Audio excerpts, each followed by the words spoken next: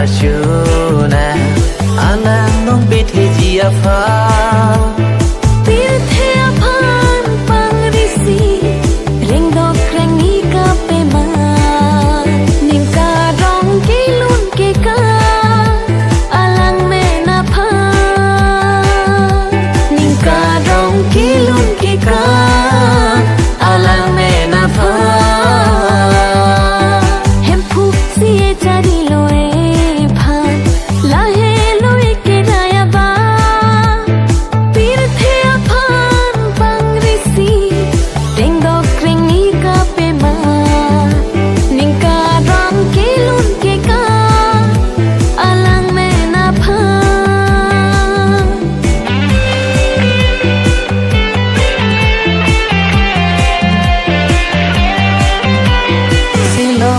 abang ta che charsi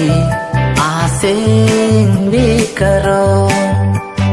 kan thong ta arju long si asing che hoglo silok abang ta che charsi asing bikaro kan thong ta arju long si asing hoglo kedam thek the abang ta thursi tam thuba alam ka ve abang ta ninje thulo kedam thek the abang ta thursi tam thuba alam ka ve abang ta ninje thulo jadi loe pha lahe loe kiraya ba ini arong penro ashuna alang nong bithi afa birthe aphan pang risi ring do krengi ka pe ma ning ka dong ki lun ke ka alang me na pha ning ka dong ki lun ke ka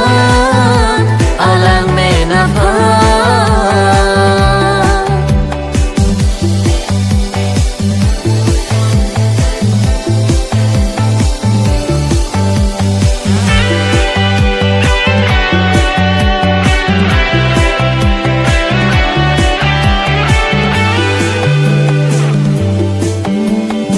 empu ke klem te kangu a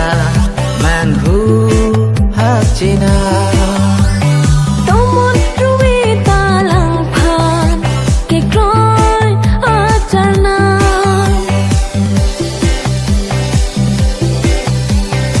empu ke klem te kangu a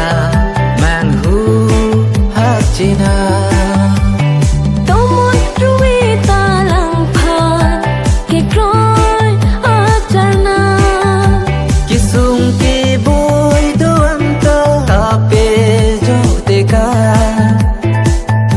bir vivo leng duning karong ning kansa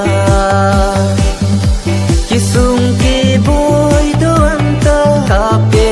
jo teka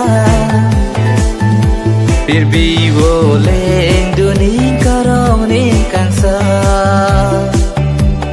hempu si jadi loe pha lahe loe kiraya ba ini arong penro ashuna alang nong bithi afa